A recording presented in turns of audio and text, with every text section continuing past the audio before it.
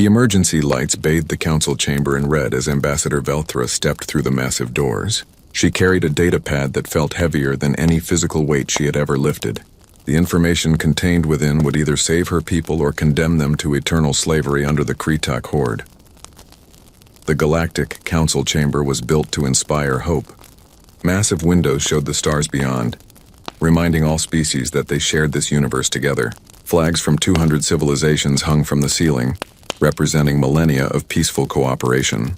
Today, 47 of those flags had black ribbons attached to them. Conquered worlds. Dead civilizations. The Kretak showed no mercy. Velthra's 4 eyes scanned the assembled representatives. Most looked exhausted. Some appeared defeated. A few species had stopped sending representatives altogether, choosing instead to prepare for inevitable conquest. The Arxian coalition, which Velthra represented, had been fighting the Kretak for 6 standard months. They were losing badly. Council Speaker Mordak called the session to order. His voice, usually strong and commanding, sounded hollow through the translation devices everyone wore. Ambassador Velthra, you requested this emergency session. The Council recognizes you. Velthra activated her data pad. Holographic images filled the center of the chamber.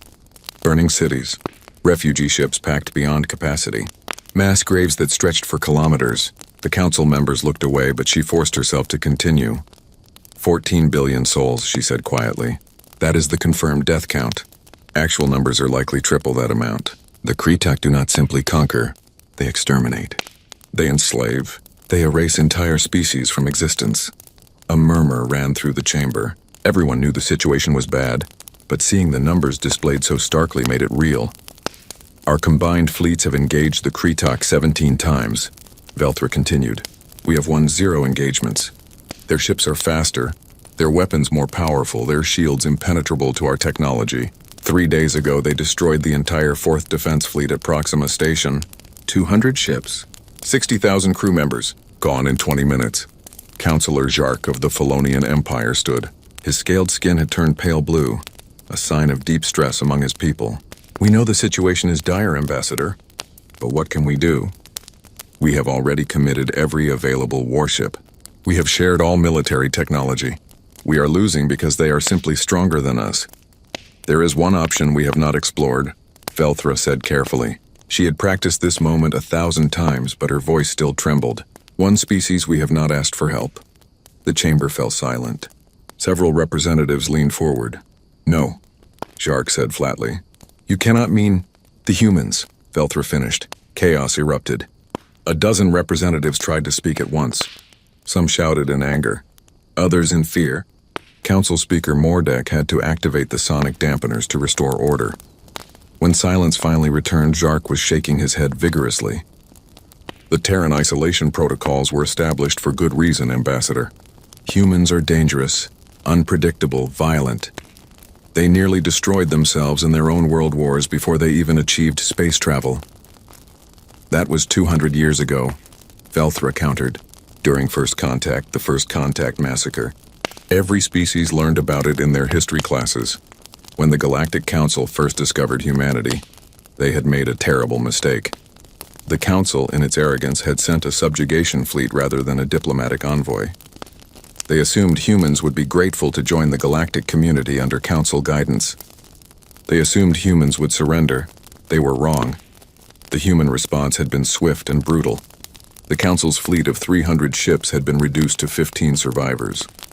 Humanity had then sealed their entire solar system behind a quantum barrier that no sensor could penetrate and no weapon could breach. They had sent one final message: leave us alone or we will leave you in pieces. For 200 years, the Council had respected that barrier. Most species believed humans had destroyed themselves in the intervening time. Others thought they were simply hiding, content to remain isolated forever. A few whispered darker theories about what humanity might be building behind that impenetrable wall. They are savages, another counselor spat. Remember the battle recordings. They used nuclear weapons in space. They rammed their damaged ships into ours rather than surrender. Their soldiers fought until every last one was dead. What kind of species does that? A species that refuses to be enslaved, Velthra said quietly. A species that values freedom above survival. A species that might be our only hope. She pulled up another hologram. This one showed the Fortuna system, where the Kretak were currently massing their invasion fleet. Intelligence reports indicated they were preparing for a final push toward the Council's last major defensive line at Sentinel's Gate, Admiral. Cross commands 300. Ships at Sentinel's Gate, Velthra said. The Kretak are bringing 2,000. The battle will be over in hours. After that, there is nothing between the Kretak and our core worlds. My home world of Arxia Prime will fall within a week. How many more billions must die before we admit we cannot win this alone? The chamber remained silent. Every representative knew she was right. The mathematics were simple and brutal. The Council was losing, and losing badly. "What makes you think the humans would even respond?" asked a counselor from the back. "They have ignored every attempt at communication for 2 centuries. They clearly want nothing to do with us, because we will not be asking them to join our council," Velthra said. "We will not be offering them trade agreements or cultural exchanges. We will be sending a distress call, a plea for help from species facing extinction.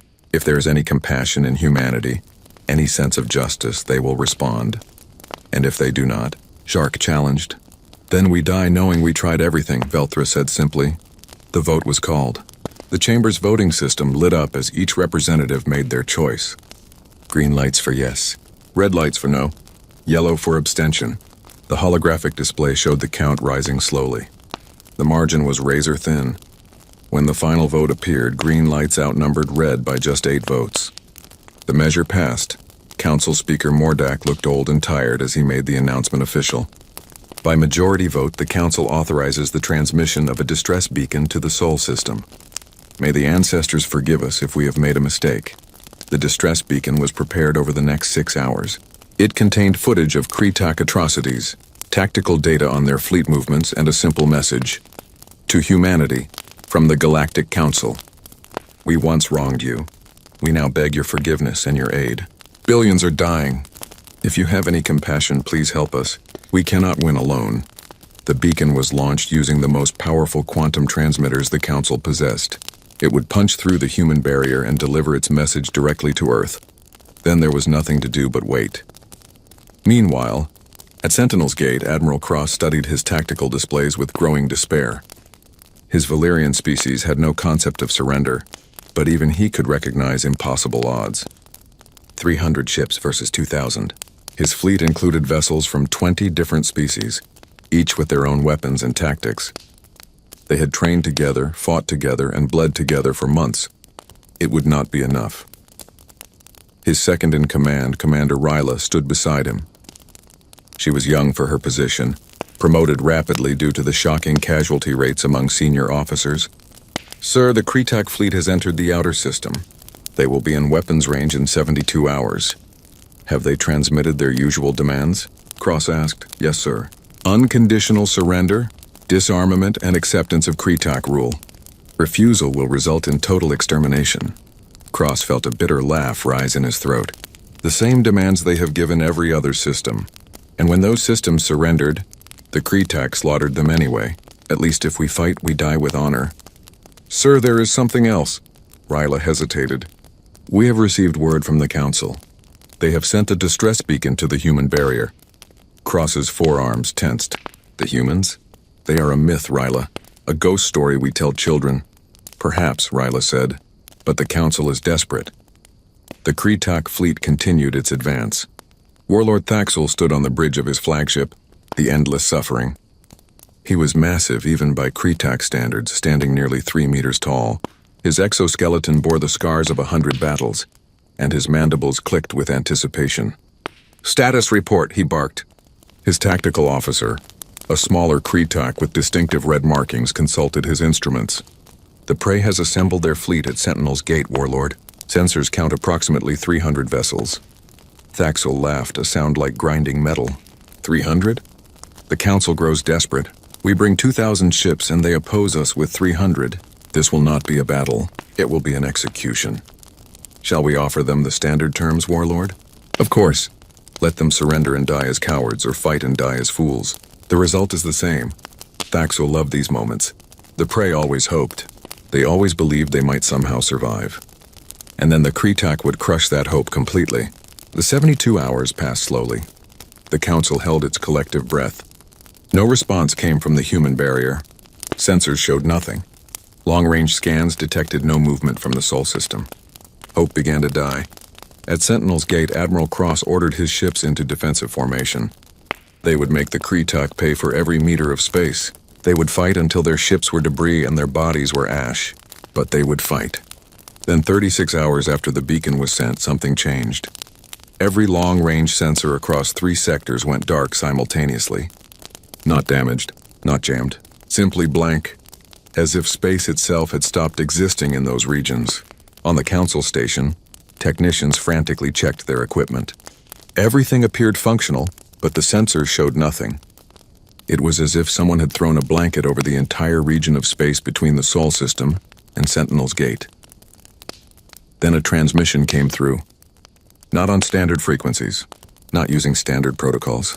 It simply appeared on every communication device simultaneously, from military-grade quantum transmitters to basic civilian radios.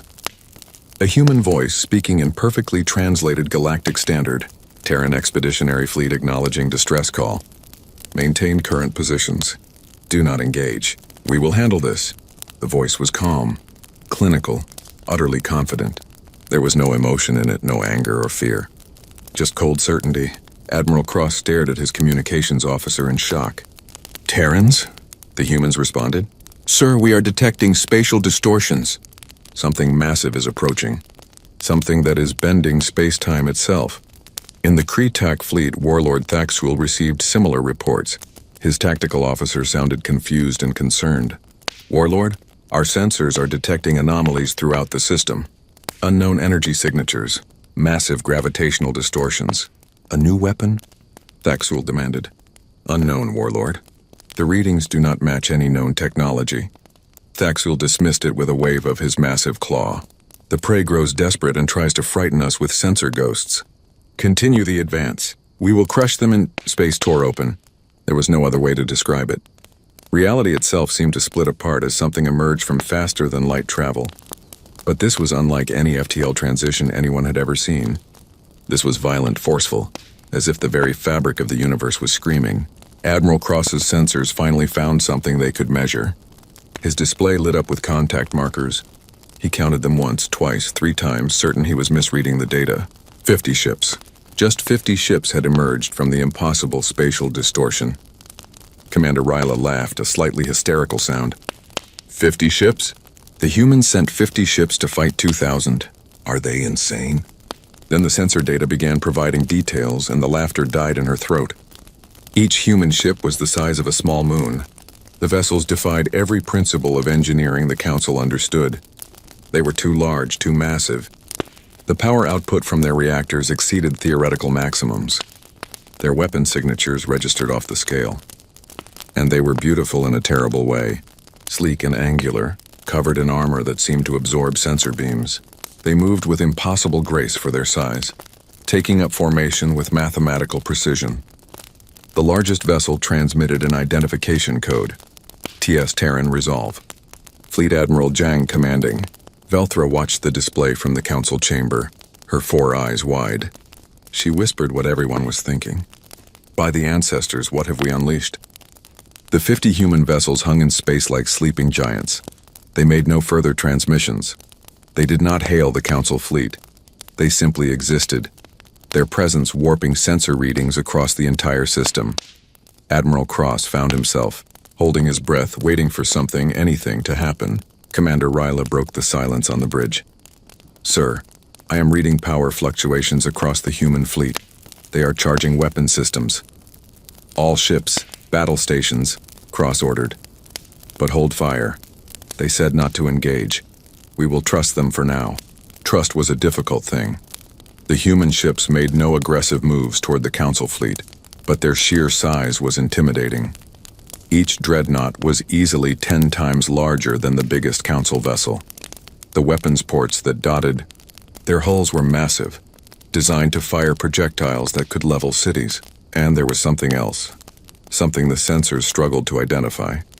Each ship seemed to be surrounded by a shimmer, like heat distortion, that bent light around their hulls. On the Council station, Ambassador Velthra stood frozen before the holographic display. She had argued for this. She had convinced the council to call the humans. Now, looking at these massive war machines, she wondered if she had made a terrible mistake. The humans had built these ships during their 200 years of isolation. What else had they built? What other weapons did they possess? Counselor Jark stood beside her, his scaled skin now pale white. "Those ships," he whispered. "They could destroy entire planets." "Let us hope they only destroy the Kreetok," Velthra replied, though her voice shook. Warlord Thaxul studied the human ships with predatory interest.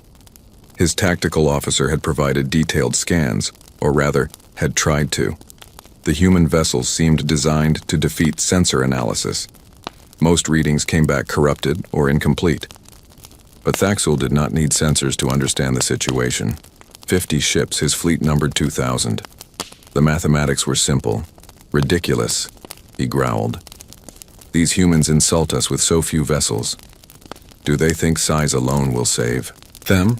We have destroyed fortresses larger than those ships. We have cracked moons and boiled oceans. What are 50 ships against the might of the Kreetok horde?" His tactical officer hesitated before responding. "Warlord, we are detecting unusual energy signatures from the human vessels. Their power output is extraordinary. Perhaps we should exercise caution."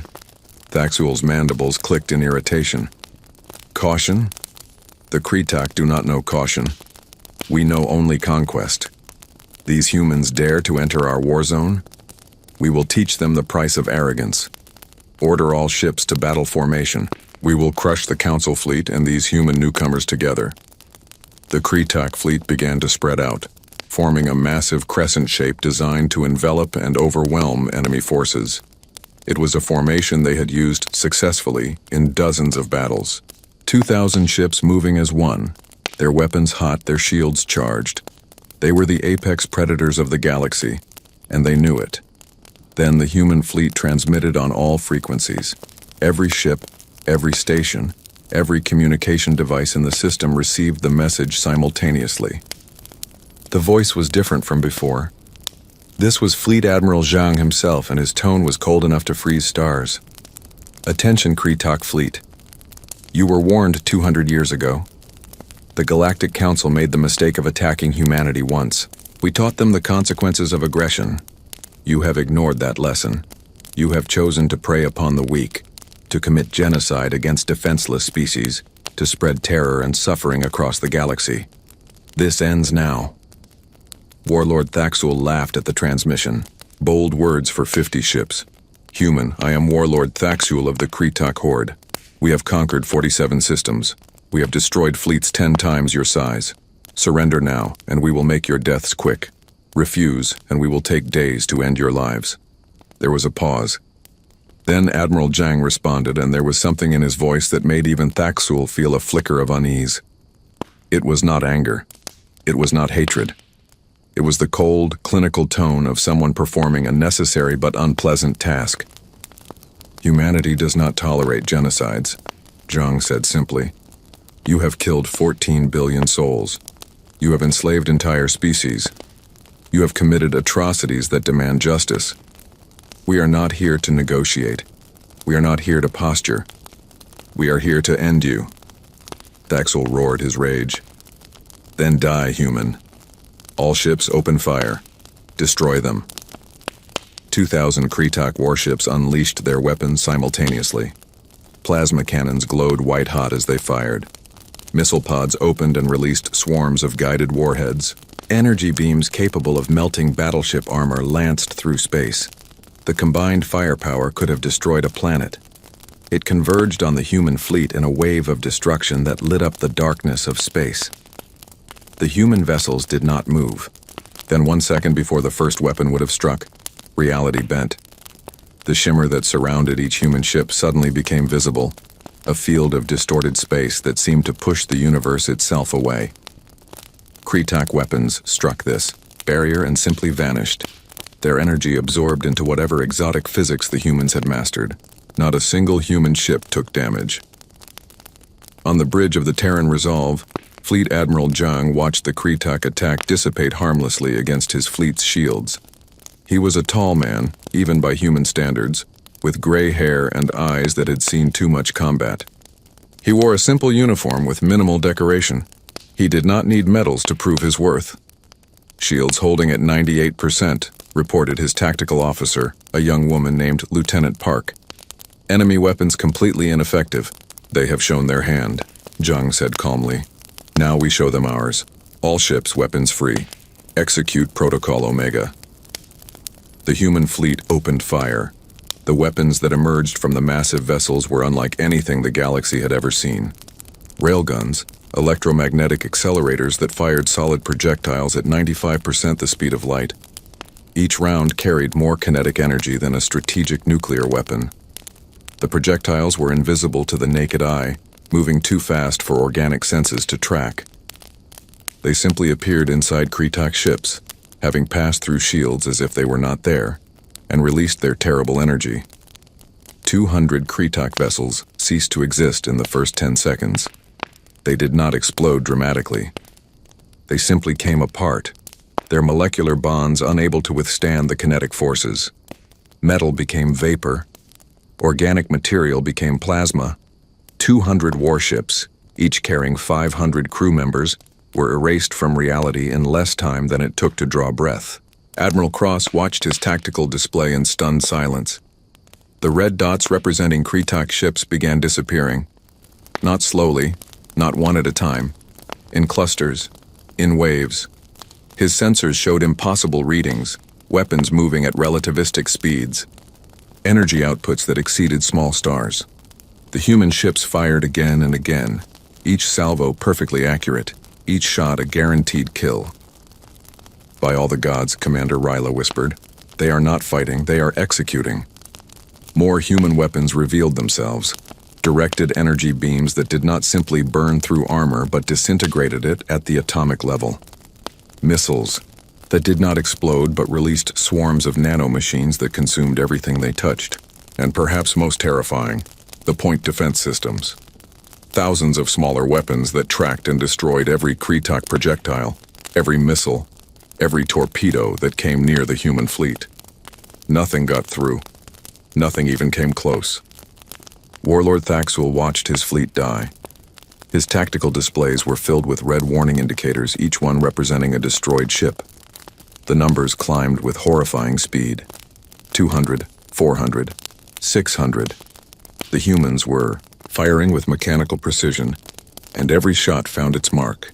"Evasive maneuvers," he roared. "All ships, scatter and attack from multiple vectors." The Kretak fleet tried to adapt. Ships broke formation and attempted to surround the human vessels, attacking from all directions simultaneously. It was a tactic that had worked against Council fleets, overwhelming them with threats from too many angles. Against the humans, it simply made them easier targets. The human fleet divided smoothly into smaller groups, each one moving to intercept Kretak ships with impossible speed.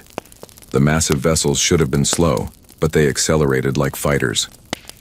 They should have been clumsy, but they moved with liquid grace. It defied physics. It defied reason. Then the human fighters deployed. Launch bays opened across the human fleet, and things emerged that made Admiral Cross's blood run cold. Not piloted craft, autonomous drones.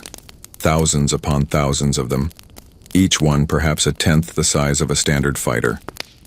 They moved in perfect coordination, swarming around Kretak ships like insects around prey. But these were not simple machines.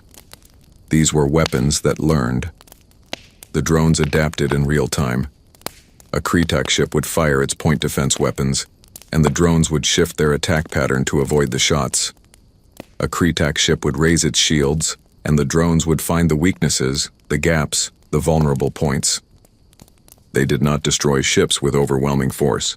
They dismantled them surgically. A Kretak cruiser found itself surrounded by hundreds of drones. They attached themselves to the hull and began cutting. Not randomly, precisely. They severed power conduits. They breached life support systems. They opened the ship to vacuum without destroying it, leaving the crew to suffocate slowly in the darkness. And then they moved to the next target. "This cannot be happening," Thaxul's tactical officer stammered. Warlord, we have lost over 1,000 ships. Half our fleet is gone. We must retreat. Retreat? Thaxel turned on his subordinate with fury. The Kretak do not retreat. We are the Horde. We are the conquerors of galaxies. We will not flee from 50 enemy ships. Warlord, they are not ships. They are monsters. They are death itself. We cannot fight this. Thaxel raised his claw to strike his officer for cowardice, but the movement died halfway. On the tactical display, another 200 red markers disappeared. 75% of his fleet was gone. Gone. In less than an hour, the mighty Kretak horde had been reduced to a fleeing, panicking mob. All ships, he said, his voice hollow. Full retreat. Jump to hyperspace. Abandon the system. The order went out across the Kretak fleet. The surviving ships desperately tried to activate their faster-than-light drives. They needed to escape, to flee, to put as much distance between themselves and the human monsters as possible. Engines charged. Jump coordinates were calculated. They prepared to vanish into the safety of hyperspace. Nothing happened. Panic turned to terror as Kretak crews realized their FTL drives were not responding. Not malfunctioning. Simply not working. It was as if the fundamental physics that allowed faster-than-light travel had stopped existing. On the bridge of the Terran Resolve, Lieutenant Park reported calmly. Quantum interdiction fields at full strength, Admiral. No ship in the system can achieve FTL transition. Fleet Admiral Zhang nodded. Good. Now they understand. They are not leaving. They are not escaping. This system is their grave. Warlord Thaxel finally felt something he had never experienced in his long career of conquest and brutality. He felt fear. Real. Paralyzing. Absolute fear. The humans had planned this. They had trapped the entire Kretak fleet. The weapons, the shields, the fighters, the interdiction field, all of it had been prepared in advance. This was not a battle. This was an extermination. The humans had come here to wipe out every single Kretak ship, and they had brought exactly the tools necessary to do it. No, he whispered. No, this is not possible. We are the Kretak. We are the unstoppable force. We cannot end like this. But the human weapons continued to fire. The drones continued their surgical dismantling. The massive human dreadnoughts moved through the Kretak fleet like predators through a herd of prey, selecting targets and destroying them with casual efficiency. Admiral Cross found himself unable to look away from his tactical display. The battle was no longer displayed. It was a massacre. A systematic, ruthless, emotionless massacre. The humans showed no hesitation, no mercy, no humanity. Sir, Commander Ryla said quietly. Should we withdraw? This is not our fight anymore. No, Cross said. We stay. We bear witness. The galaxy needs to know what happened here, what humanity is capable of. In the council chamber, the representatives watched the live feed in absolute silence. Some were horrified, some were relieved, all were terrified. Ambassador Velthra had tears streaming down her face. She had asked for this. She had begged for human intervention. Now she watched as they delivered exactly what she had requested. Absolute, total, overwhelming victory. And it was only the beginning. 4 hours after the first human shot was fired, the Kretak fleet had been reduced from 2,000 warships to less than 300. Those that remained were battered, damaged, and desperately trying to survive. The humans had not slowed their assault. If anything, they had become more efficient as the battle progressed. Warlord Thaxel sat in the command chair of his flagship, watching his empire crumble. The endless suffering had taken multiple hits from human weapons. Life support was failing. Hull breaches sealed themselves automatically, but the ship's repair systems were overwhelmed. Around him, his bridge crew worked frantically, but their efforts meant nothing. The humans were everywhere, and they were unstoppable. Communications, he croaked, his voice barely functional. Open a channel to the human fleet. All frequencies. His communications officer looked at him with 3 of her eyes. The 4th had been lost when a console exploded earlier. Warlord? Do it, Thaxul commanded. The channel opened. Human fleet, this is Warlord Thaxul. I request parley. We surrender. Cease fire, please. The word please tasted like poison in his mouth. The Kretok did not beg. They did not surrender. But pride meant nothing when facing extinction. The transmission went out and Thaxul waited for a response. It came 30 seconds later. Admiral Zhang's voice was unchanged, still cold and clinical. Your surrender is noted and rejected. You showed no mercy to the 14 billion souls you exterminated. You will receive the same consideration. We made a mistake, Thaxul said desperately. We were wrong to attack the Council species. We will withdraw from all conquered territories. We will release all slaves. Name your terms. Any terms. Just stop killing us. There are no terms, Zhang replied. You are not prisoners of war. You are rabid animals that must be put down. This is not a negotiation. This is justice. The channel closed. Thaxul stared at the dead communication panel. Justice. The humans called this justice. He thought of all the species the Kretok had conquered. All the cities they had burned, all the lives they had ended. For the first time in his life, Thaxul understood what his victims had felt. Helpless, terrified, awaiting death with no hope of escape. The human dreadnoughts continued their work.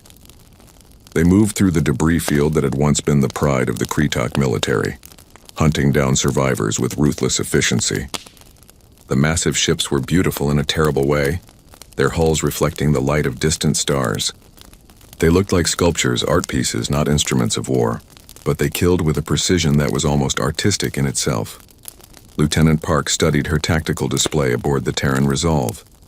Admiral, enemy fleet strength now at 12%. Estimate complete elimination in 90 minutes at current rate. Maintain current engagement protocols, Zhang ordered. I want every Kretok warship in this system reduced to atoms. No survivors.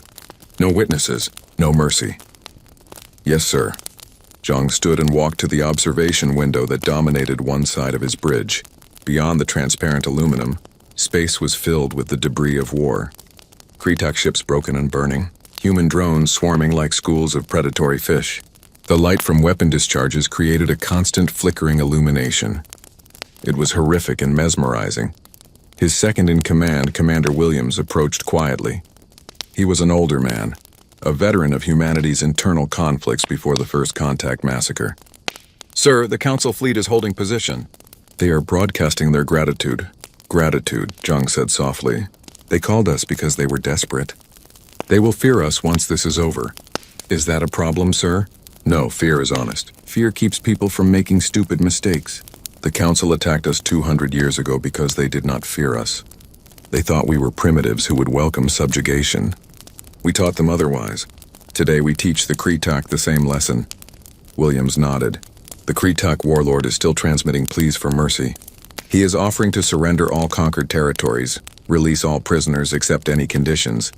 Ignore him. His fate was sealed the moment he decided to commit genocide.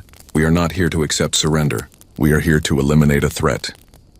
Admiral Cross watched the slaughter continue from his position at Sentinel's Gate.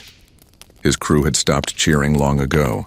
In the beginning, when the humans first arrived and destroyed 200 Kretok ships in seconds, there had been jubilation, victory, salvation. But as the hours wore on and the humans simply continued killing, the mood had changed. Commander Ryla was trembling. Sir, they are not stopping. The Kretok are trying to surrender. They are broadcasting on all frequencies, but the humans are not listening. Would you listen? Cross asked quietly. If you were the humans, if you remembered that the Kretok killed 14 billion people, would you accept their surrender? Ryla had no answer. The human fighters, the autonomous drones, were performing functions that made even hardened soldiers sick. They were not simply destroying Kretok ships. They were dissecting them. A swarm of drones would attach to a Kretok cruiser and systematically cut it apart. First, they would breach the engine room, leaving the ship powerless. Then life support. Then communications. The Kretok crew would be alive, trapped in a dead ship, waiting for the atmosphere to run out or the hull to finally breach completely. It was psychological warfare taken to an extreme level. One Kretok destroyer tried to ram a human dreadnought in a desperate final act. The destroyer accelerated to maximum velocity, its captain choosing death in combat over slow suffocation. The destroyer struck the human ship's shields and crumpled like paper. The human vessel did not even shift from the impact. It simply continued on its course, weapons still firing as if nothing had happened. In the council chamber, representatives were beginning to argue. Councillor Jark was shouting at Ambassador Velthra. This is what you wanted? This slaughter?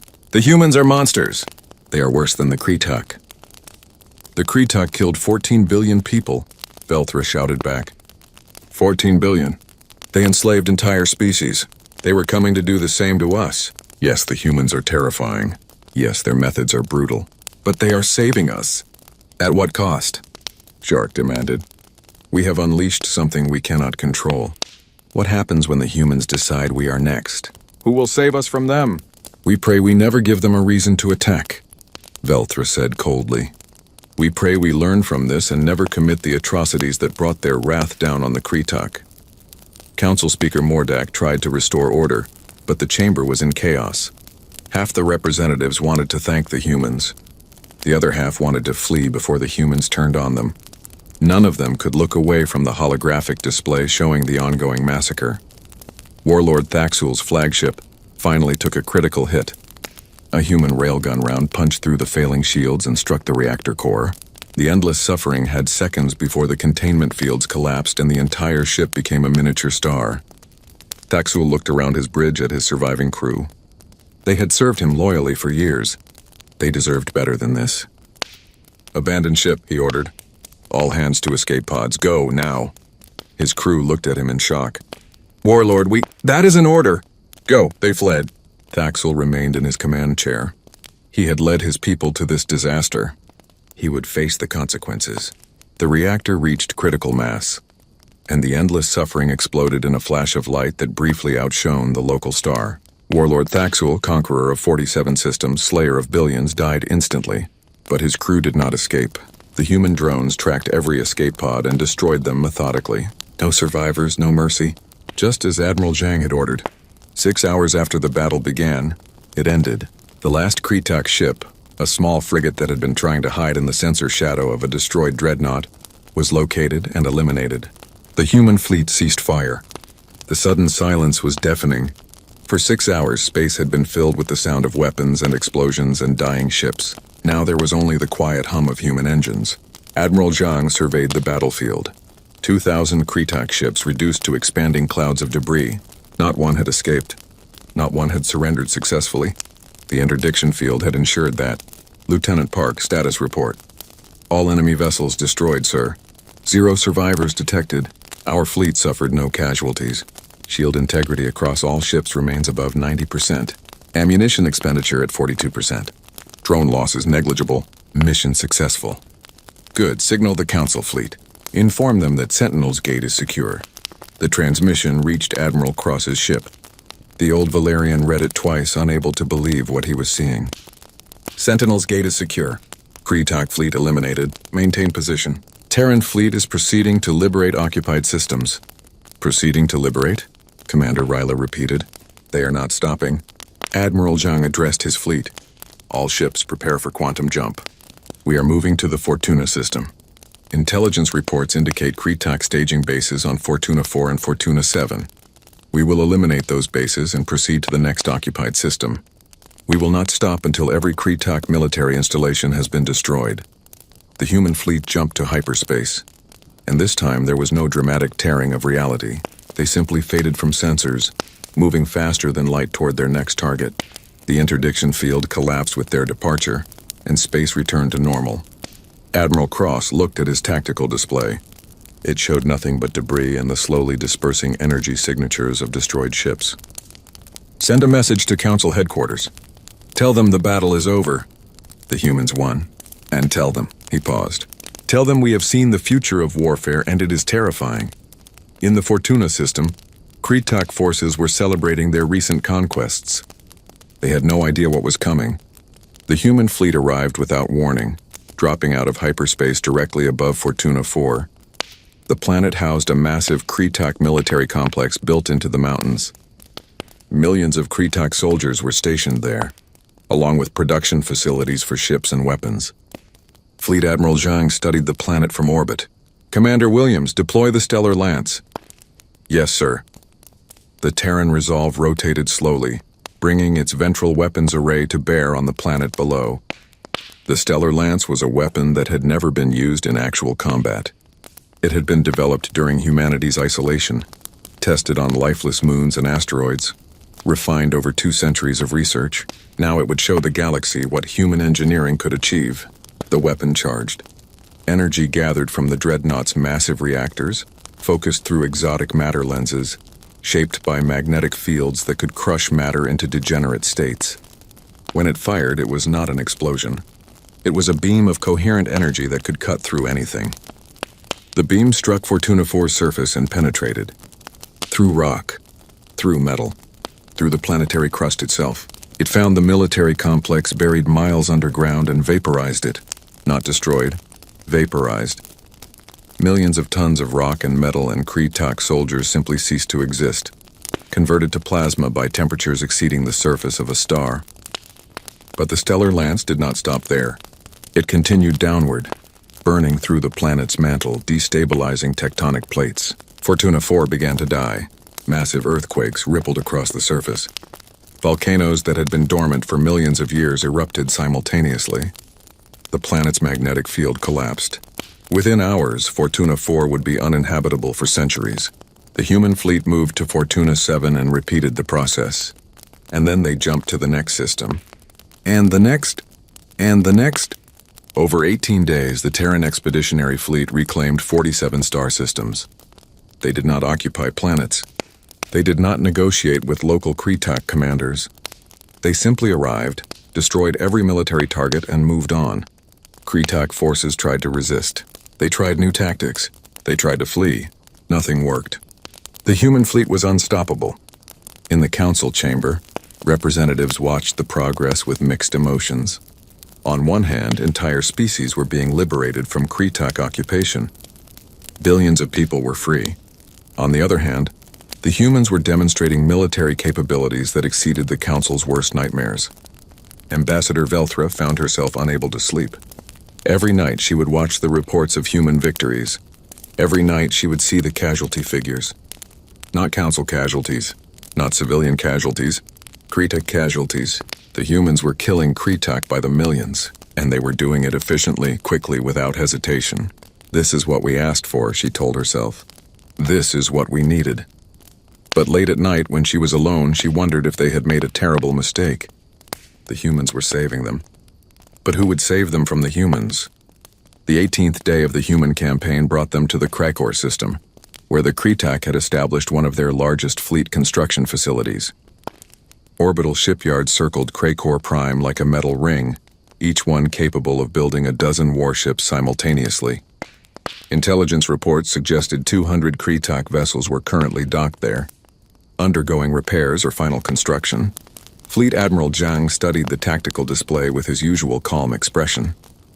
The shipyards were impressive, he had to admit. The Kreetak were not stupid. They had built redundant systems, multiple defense platforms, and positioned their facilities in orbital patterns that made simultaneous attacks difficult. Against any other fleet, these defenses would be formidable. Commander Williams, what is our drone inventory? Zhang asked. Current count is 84,000 operational units, sir. We have expended approximately 16,000 over the past 18 days. Deploy 20,000 drones. I want those shipyards reduced to scrap metal. Prioritize targeting the construction bays. Any ship that is more than 50% complete is to be destroyed immediately. Yes, sir. The human fleet released its swarm. 20,000 autonomous drones poured from the launch bays, moving in coordinated patterns that resembled schools of fish or flocks of birds. They approached the shipyards from multiple vectors, adapting their flight paths in real time to avoid defensive fire. The Kreetak defense platforms opened up with everything they had, but the drones were too small, too fast, too numerous. The drones reached the shipyards and began their work. They cut through hull plating with precision lasers. They infiltrated command centers and detonated internal power systems. They severed the docking clamps holding partially built warships in place, sending the vessels tumbling into the planet's gravity well. Within 2 hours, the orbital infrastructure that had taken the Kreetak decades to build was nothing but floating debris, Admiral. Cross had accompanied the human fleet after Sentinel's Gate. Admiral Zhang had not invited him, but he had not refused when Cross requested permission to observe. Now Cross stood in the observation deck of his ship, watching the destruction of Krakor's shipyards with a mixture of awe and horror. Commander Ryla stood beside him. "Sir, at this rate, the Kretok will have no capacity to build new ships within a month. The humans are not just defeating them. They are eliminating their ability to make war entirely." "That is the point," Cross said quietly. "The humans learned their lesson 200 years ago. When they fight to ensure their enemy can never threaten them again. They do not believe in half measures. Sir, there are civilian workers on those shipyards. Millions of Kretok who are not soldiers." Cross looked at her. "Did the Kretok spare civilians when they conquered our worlds? Did they show mercy to the families they enslaved? The humans are delivering exactly the justice the Kretok earned." Ryla had no response to that. She watched the drones continue their systematic destruction and tried to feel satisfaction. The Kretok had killed so many of her people. Her own family had died when the Kretok invaded her home colony. She should be happy to see them suffer. But she felt nothing except a hollow emptiness. In the council chamber, the debates had become increasingly heated. Some representatives argued that the humans should be stopped, that their campaign of destruction had gone too far. Others insisted that the Kretok deserved everything they were getting. Ambassador Velthra found herself defending the humans more and more, even as she struggled with her own doubts. "The humans are following galactic law," she told the assembled council. "The Kretok committed genocide. The punishment for genocide is species-level sanctions, including complete military disarmament. The humans are simply enforcing those laws. They are doing far more than that," Councillor Jark snapped. "They are destroying entire planets. They are killing millions of Kretok. This is not justice. This is revenge. Call it what you will," Velthra replied. "But ask yourself this. Would you prefer the humans had not come? Would you prefer we were all slaves to the Kretok right now?" The chamber fell silent. Nobody could argue with that point. The humans might be terrifying, but they had saved the galaxy from certain conquest. The human fleet jumped to the next system and the next. They developed a routine. Drop out of hyperspace. Scan for Kretok military targets. Deploy drones or use ship-based weapons. Eliminate all targets. Jump to the next system.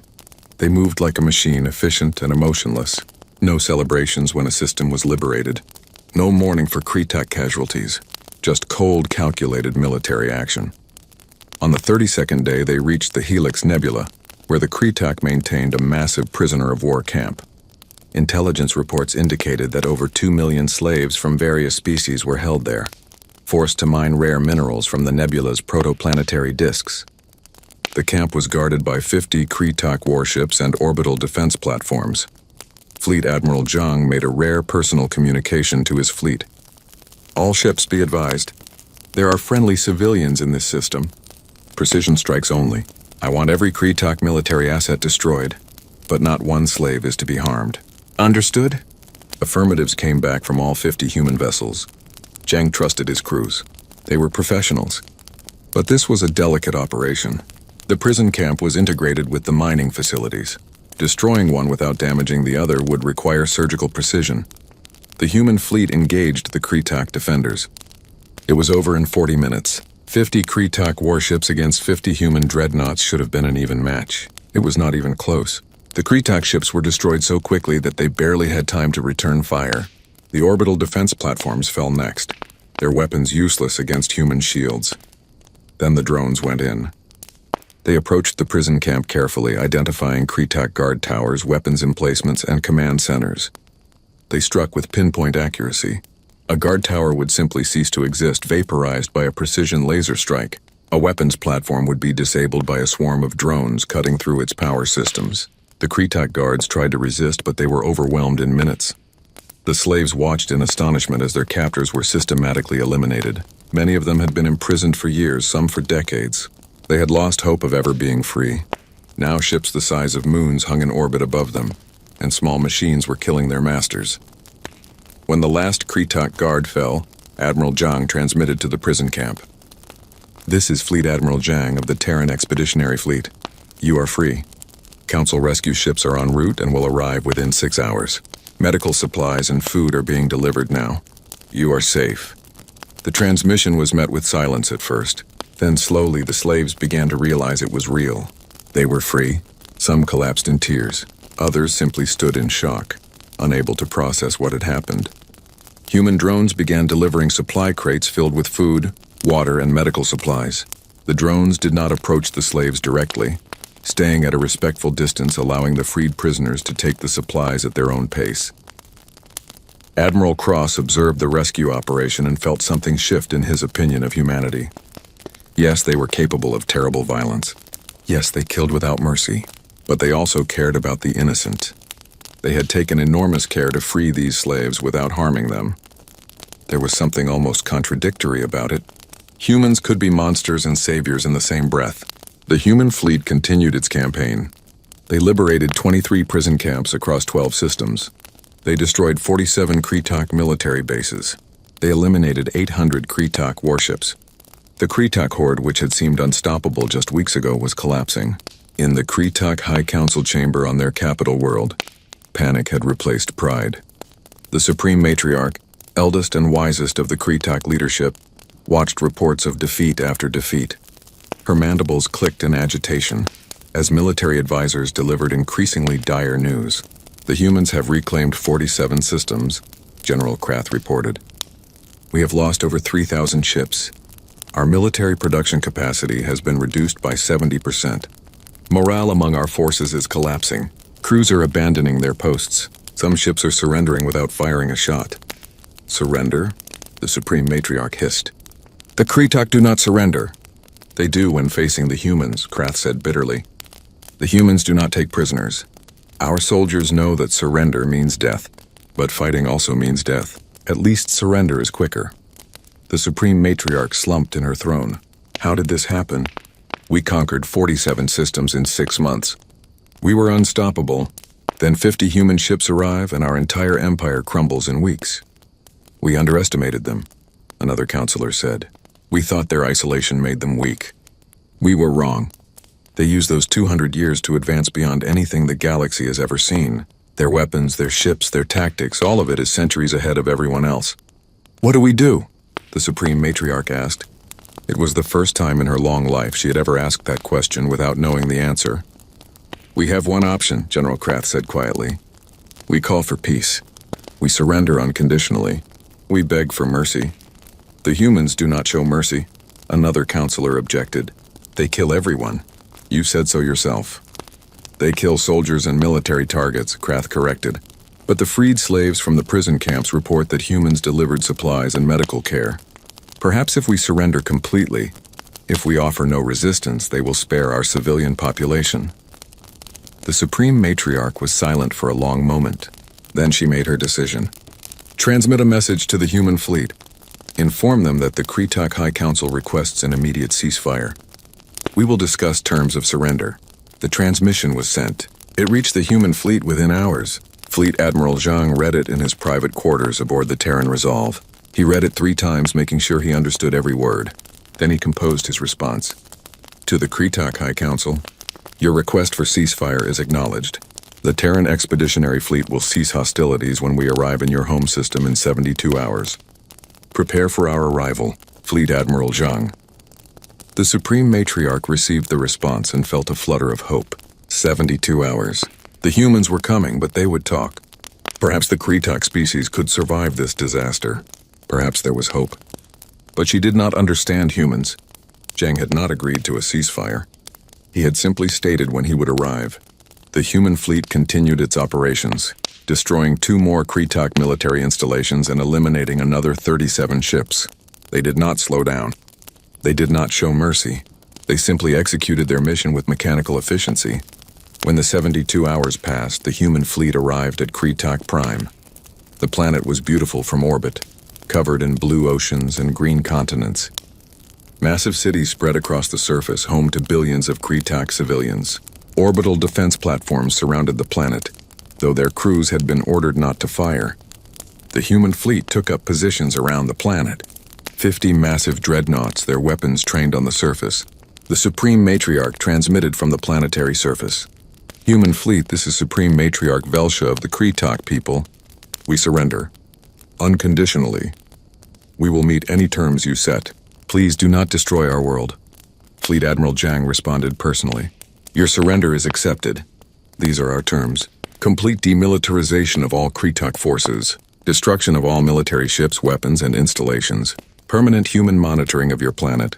Reparations to every species harmed by your conquests. And finally, your civilization will be restricted to pre-spaceflight technology. You will not leave your planet for the next 200 years. The terms were harsh, devastating. They would reduce the Kretok from a galactic power to a primitive, isolated species.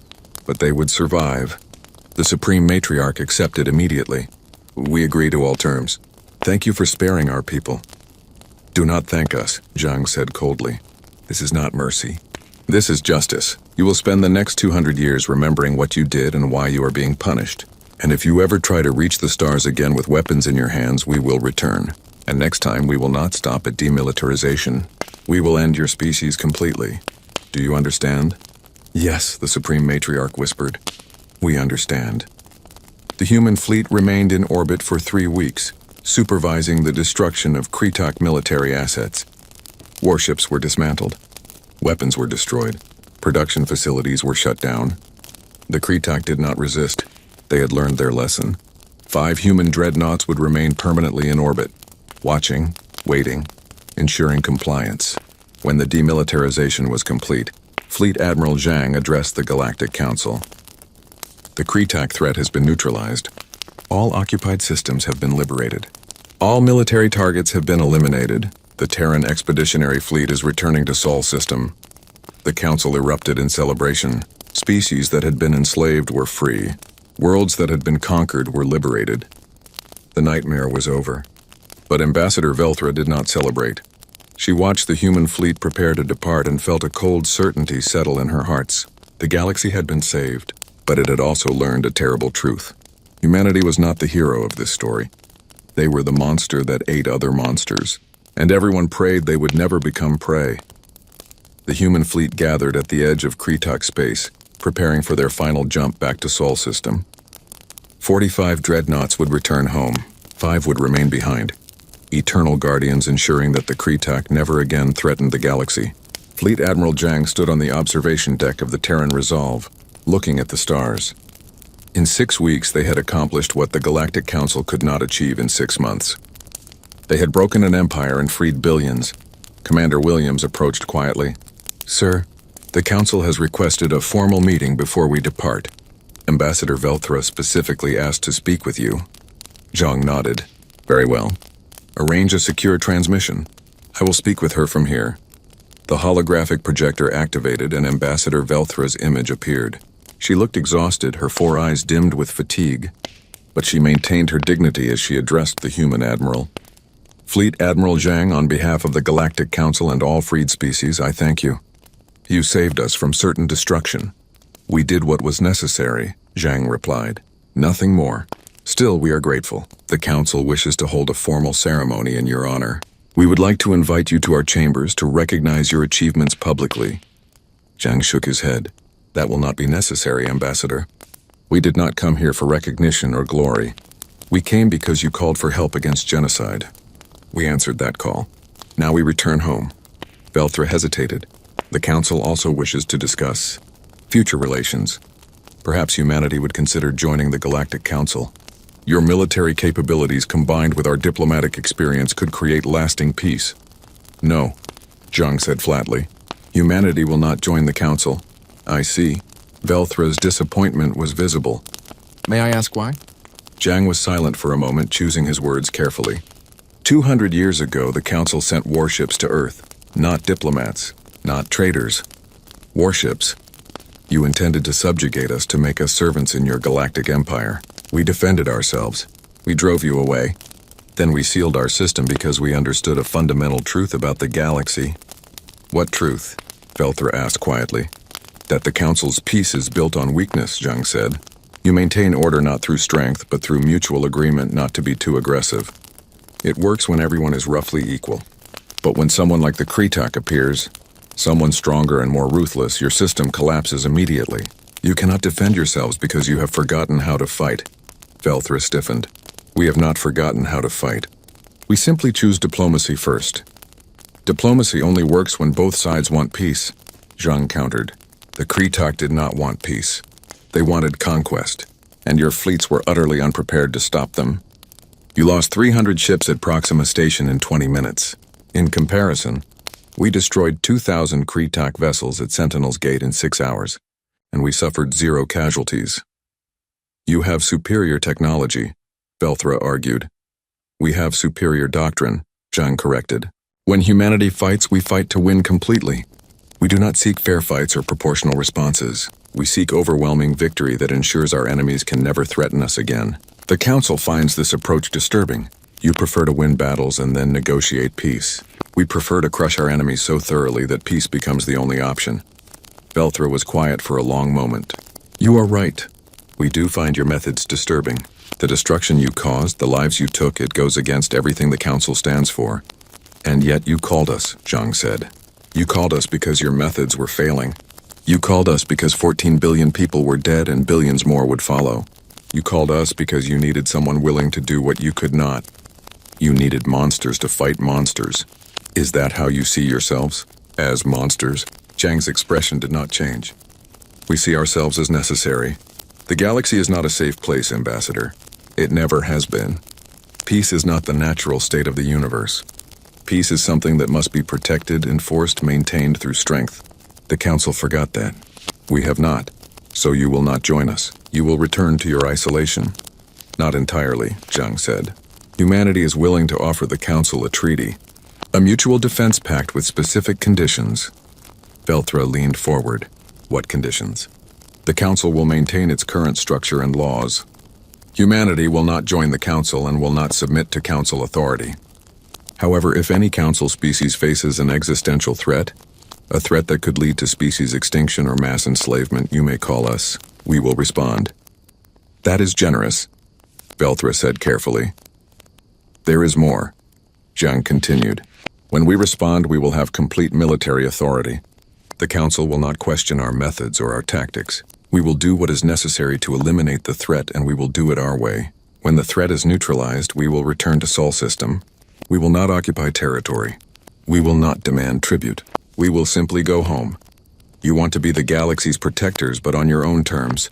We do not want to be protectors, Zhang corrected. But we recognize that if species-level threats emerge, the Council cannot handle them alone. We are offering insurance. Hope that if another Kretak horde appears, there is someone who can stop them. Velthra considered this. And if we refuse this treaty?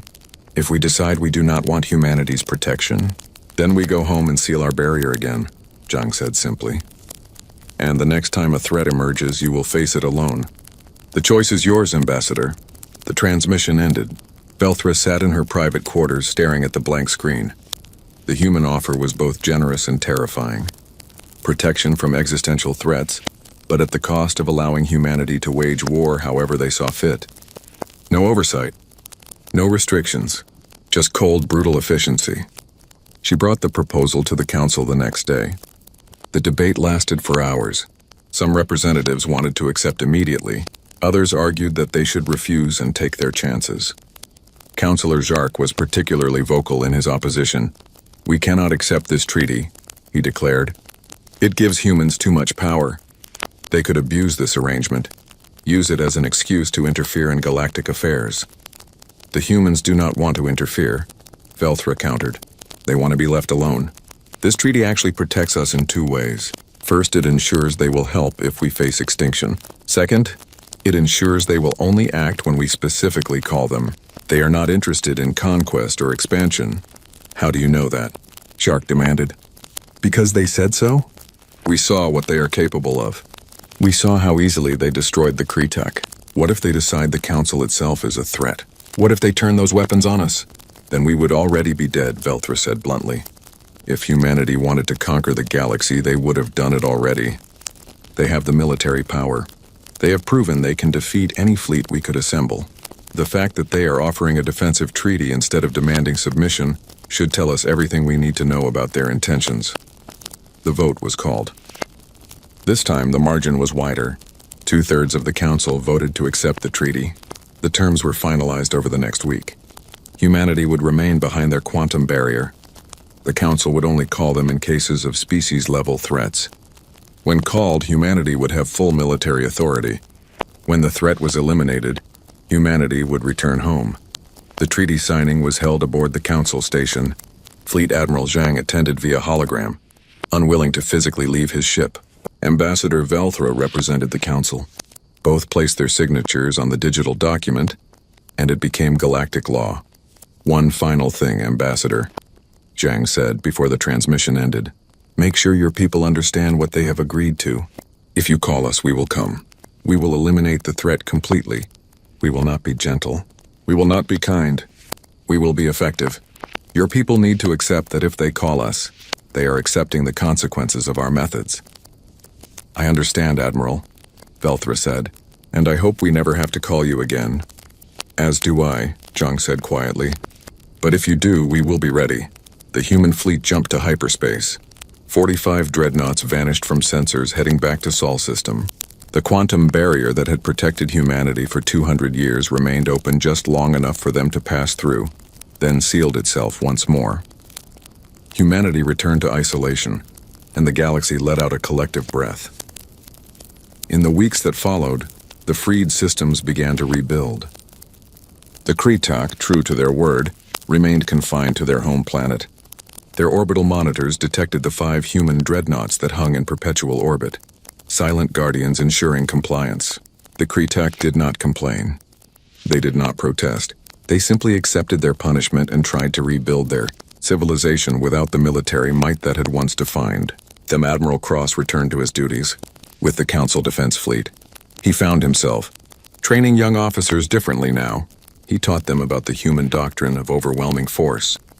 He showed them recordings of the Battle of Sentinel's Gate and made them understand that sometimes violence delivered swiftly and completely was more merciful than prolonged conflict. Many officers struggled with this philosophy. It went against everything the Council had taught them. But Cross was patient. "You do not have to like it," he would tell them. "You do not have to agree with it, but you must understand it. Because one day you might face an enemy that will not stop, will not negotiate, will not surrender, and on that day, you need to know how to fight like a human." Ambassador Velthra spent her time traveling to the freed worlds. She saw the joy of species liberated from Kretak slavery. She saw children who would grow up free, who would never know the fear of conquest. She saw monuments being built, not to the Council or its fleets, but to the human vessels that had saved them. Some species called the humans saviors. Others called them necessary evil. None could deny their effectiveness. One day, she visited a colony that had been enslaved for 5 years. The locals had built a memorial, a massive sculpture depicting a human dreadnought breaking chains. Velthra stood before it, looking up at the ship rendered in metal and stone. A young child recently freed approached her. "Are the humans really that big?" the child asked in broken galactic standard. "Their ships are," Velthra replied. "The humans themselves are about my size. Will they come back?" the child asked. "If bad things happen again?" Velthra knelt down to the child's eye level. "Yes. If something very bad happens, if monsters come like the Kretak, the humans will come back. They promise to protect us. Are the humans good?" the child asked. Velthra paused. It was a simple question with a complicated answer. "The humans are strong," she said finally. "They do what is necessary to protect the weak. Whether that makes them good or not, I cannot say. But they saved you, and that is what matters." The child nodded and ran off to play with other freed children. Velthra watched them go and felt tears forming in her eyes. These children had a future now. They would grow up free. They would have opportunities their parents had been denied. And it was all because humanity had answered a desperate call for help. Months passed. The galaxy slowly returned to normal. Trade routes reopened. Diplomatic relations were re-established. The Council began implementing new military doctrines, learning from both their failures and humanity's successes. They would never match human firepower, but they could at least ensure they were not as helpless as they had been against the Kretak. On Kretak Prime, the Supreme Matriarch stood at a window in her palace looking up at the stars. Somewhere up there, 5 human ships watched her world. She could not see them, but she knew they were there. Eternal, patient, waiting for any sign that the Kretak had forgotten their lesson. She thought about the empire her people had built.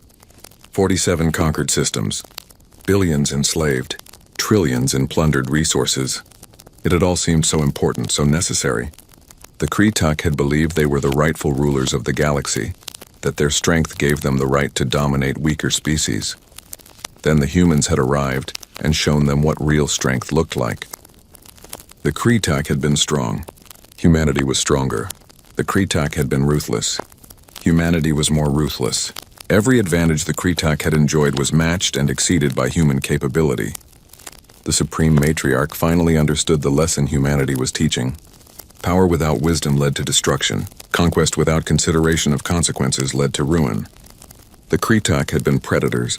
Then they met a bigger predator and learned what it meant to be prey. She hoped her people would remember this lesson for the next 200 years. Because if they did not, if they tried to rebuild their military and reach for the stars with weapons in their hands, the humans would return, and next time there would be no mercy, no surrender. A full year passed since the human fleet departed. The galaxy had settled into a new normal, one defined by the knowledge that humanity existed and was watching. The treaty with the Terran government was displayed in every council chamber, a reminder of both protection and warning. Most species went about their lives with relief, grateful that the Kretak threat was eliminated. But those in power, the diplomats and military leaders, carried a different burden. They knew the truth that the general population did not fully grasp. The galaxy had not been saved by the Council. It had been saved by something the Council could not control. Ambassador Velthra found herself unable to fully return to normal diplomatic duties. She had become something of an expert on humanity, the one counselor who had direct communication with Fleet Admiral Zhang. Other species would come to her with questions, fears, and theories about the humans. She answered what she could, though her knowledge was limited. Humanity remained an enigma, powerful and distant. One evening, she received an unexpected transmission. The quantum signature identified it as coming from the Sol system. Her 4 hearts raced as she accepted the communication. Fleet Admiral Zhang's hologram appeared in her office, and for the first time, she noticed details she had missed before. He looked tired. Lines creased his face, and his gray hair had more white in it than she remembered. He carried the weight of his decisions visibly. "Ambassador Velthra," he said with a slight nod, "I hope I am not disturbing you." "Not at all, Admiral," she replied, trying to keep her voice steady. "This is unexpected. Is something wrong? Has a new threat emerged?" "No, nothing like that," Zhang said. "I am contacting you personally outside official channels. What I am about to tell you cannot be shared with the Council. Not yet." Velthra felt cold dread settle in her stomachs. "I am listening." Zhang was quiet for a moment, as if gathering his thoughts. "Do you know why humanity sealed itself away 200 years ago, Ambassador? The real reason? The First Contact Massacre," Velthra said. "The Council attacked and you defended yourselves. Then you isolated to avoid further conflict." "That is partially true," Zhang admitted, "but there is more to it. When your fleet attacked Earth, we were forced to respond with everything we had. We used nuclear weapons in space. We rammed damaged ships into yours. We fought with a desperation and ferocity that horrified your people. What the Council did not understand was that we horrified ourselves as well." Velthra leaned forward, hanging on every word. "Humanity has a dark history, Ambassador. Before we reached the stars, we spent thousands of years fighting each other.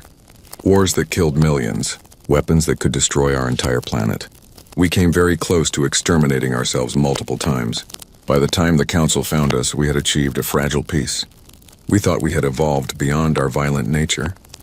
Then your fleet arrived, and we discovered that violence was still within us, just sleeping." "You were defending your home," Velthra said quietly. "Yes, but the ease with which we returned to total warfare frightened us. After the Council fleet retreated, our leaders debated what to do. Some wanted to pursue your fleets and destroy the Council entirely. Others wanted to join the galactic community and prove we could be peaceful. A third group argued for isolation, time to truly understand ourselves and ensure we would not become the monsters we had been in our past. The third group won," Velthra observed. "They did. We sealed Earth behind a quantum barrier not to hide from the galaxy, but to protect the galaxy from us. We spent 200 years advancing our technology, yes, but we also spent 200 years examining our nature, understanding why violence comes so naturally to us, learning to control it rather than be controlled by it." "And did you succeed?" Velthra asked. Zhang's expression was grim. "We learned to channel it, to direct it, to use it only when absolutely necessary. But we did not eliminate it. We cannot eliminate it. It is part of what makes us human. When you sent that distress beacon, we debated for days whether to respond. Some argued that the galaxy was not our responsibility. Others said that if we did not help, we were abandoning the principles we claimed to value. What convinced you to come? A simple truth, Zhang said. The Kretak were committing genocide. If we did not stop them, who would? The Council could not. No other species could. Only humanity had the capability and the will to do what was necessary. So we came, and we did what we do best. We waged total war. Velthra understood now. You are not proud of what you did. Pride is the wrong word, Zhang said carefully. I am satisfied that we saved billions of lives. I am satisfied that the Kretak threat has been neutralized. But I am not proud of the killing. No sane person should be proud of war, even necessary war. What troubles me, Ambassador, is how easy it was, how naturally it came to us. We had 200 years of peace, and within days we were killing efficiently and without hesitation. That is what keeps me awake at night. You did what the Council could not, Velthra said. You saved us. And we frightened you in the process, Zhang replied. I have read the Council debates. I know half your representatives wanted to reject our treaty because they fear us. They are right to fear us, Ambassador. Humanity is dangerous. We always will be. The best we can do is ensure that danger is directed at those who threaten the innocent, rather than the innocent themselves. Why are you telling me this? Velthra asked. Because someone in the Council needs to understand the full truth, Zhang said. The treaty we signed is not just about protecting you from external threats. It is also about protecting you from us. By limiting our involvement to existential threats only, by requiring you to call us rather than acting on our own initiative, we are placing constraints on ourselves. Humanity needs those constraints. Without them, we might convince ourselves that we should take a more active role in galactic affairs. And that would be a mistake. You do not trust yourselves, Velthra said slowly. We trust ourselves to do what is necessary in the moment, Zhang corrected. We do not trust ourselves with permanent power over others. History has taught us that humans with unchecked power become tyrants.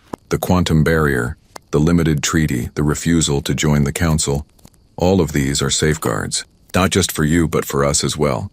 Velthra was silent, processing this revelation. The humans were not simply being modest or isolationist. They were actively restraining themselves because they recognized their own capacity for destruction. It was both reassuring and terrifying. Reassuring that they had that self-awareness. Terrifying that they believed they needed such extreme measures. There is one more thing I must tell you, Zhang continued. The ships we brought to your war zone, the weapons we used, those represent approximately 30% of humanity's total military capability. Velthra felt her stomachs clench. 30%? 50 dreadnoughts out of 173. 20,000 combat drones out of over 70,000. The stellar lances we use to neutralize planetary targets are our medium-range weapons. We have larger ones, much larger.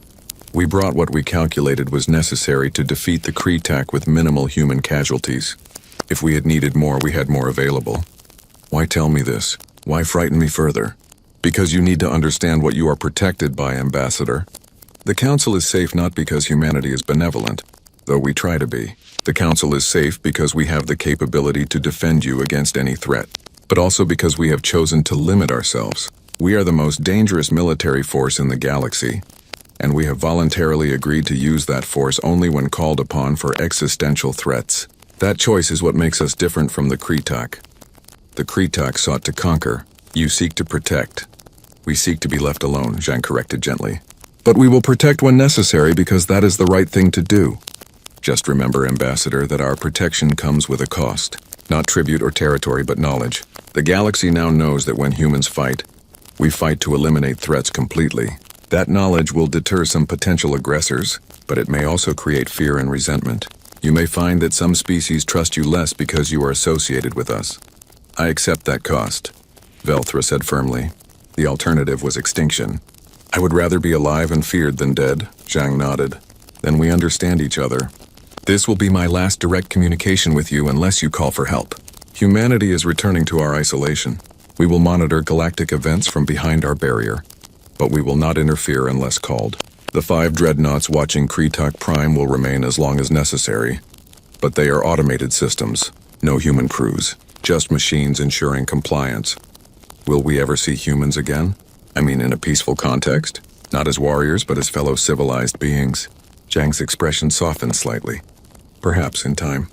If humanity can prove to itself that we are truly in control of our nature, maybe in another 100 years or 200 years, we will emerge and join the galactic community as full participants. But not yet. We are not ready. The galaxy is not ready. Let the memories of this war fade first.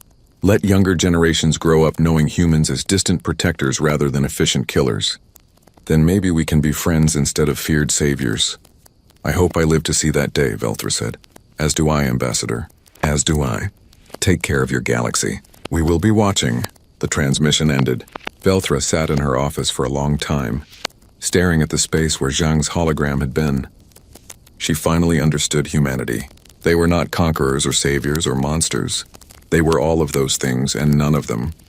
They were a species struggling with their own nature, trying to be better than their history suggested they could be.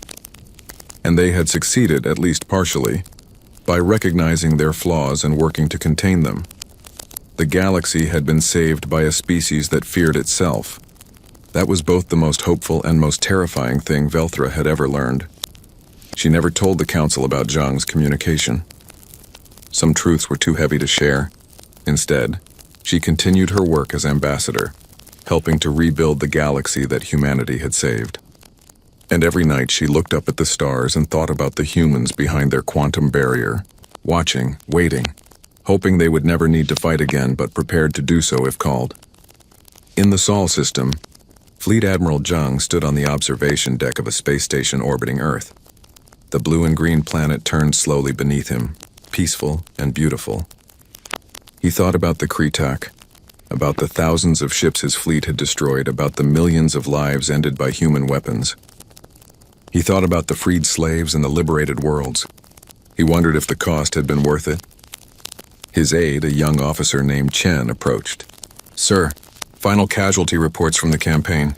0 human fatalities, 47 liberated systems, estimated 600 million Kretak military and civilian casualties, 2.3 billion freed slaves."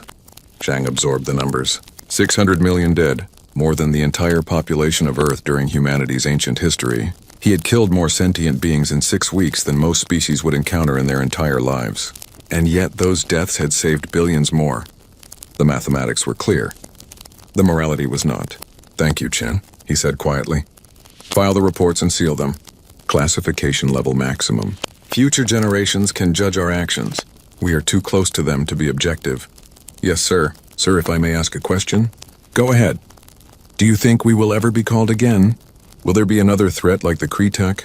Zhang looked at the stars beyond Earth. "I hope not. But if there is, we will be ready. That is our curse and our duty, Chen. To be ready to kill in service of protecting the innocent. To be monsters when monsters are needed and to remain hidden when they are not." "It sounds lonely, sir." "It is," Zhang admitted. "But loneliness is preferable to becoming the evil we fight against." The Kretak were powerful and used that power to enslave others. Humanity is more powerful and uses that power to free others. The difference is in the restraint. Never forget that, Chen. Our strength is not in our weapons or our ships. It is in our choice not to use them unless absolutely necessary. The quantum barrier sealed itself completely, and humanity returned to silence. The galaxy continued turning. Species continued living, and the Kretak remained imprisoned on their world. The treaty existed, a promise of protection and a warning against aggression. And somewhere behind an impenetrable barrier, humanity watched and waited, hoping their weapons would rust from disuse but keeping them sharp and ready just in case. The story had ended. The war was over. Peace had returned. But everyone who had witnessed the human fleet in action knew the truth. Peace existed because something terrible was willing to defend it. That was the new order of the galaxy. Not ruled by strength, but protection through overwhelming capability, held in check by conscious choice. Ambassador Velthra would spend the rest of her life carrying that knowledge. Admiral Cross would train generations of officers to understand it. The freed slaves would build monuments to it, and the Kretak would fear it. Humanity had changed the galaxy not by joining it, but by showing what was possible when violence was directed with precision and purpose. rather than wanton cruelty. The humans were gone, but their lesson remained. The galaxy was safer not because monsters did not exist, but because bigger monsters were willing to protect the innocent. It was not the peace the Council had envisioned. It was not the harmony they had preached. But it was real, and it was stable, and it was enough. In her private moments, Velthra would sometimes wonder what humanity was doing behind their barrier. Were they building more weapons? Were they exploring their own system? Were they simply living in peace, having earned their isolation through their service? She would never know, but she took comfort in knowing they were there, watching, ready to answer if the call ever came again. And in the deepest parts of her heart, she prayed that call would never be necessary, because if humanity ever needed to return, it would mean something terrible had happened, something the Council could not handle, something that required the very monsters they had unleashed once before. The treaty remained. The barrier remained. The 5 dreadnoughts remained in orbit above Kretak Prime, silent and eternal, and the galaxy learned to live with the knowledge that true power was not in conquest or domination, but in the choice to protect rather than to rule. That was humanity's gift and humanity's burden, and the galaxy was better for it, even if it was also more afraid. Fear and gratitude, terror and hope, all mixed together into a new understanding of what strength truly meant.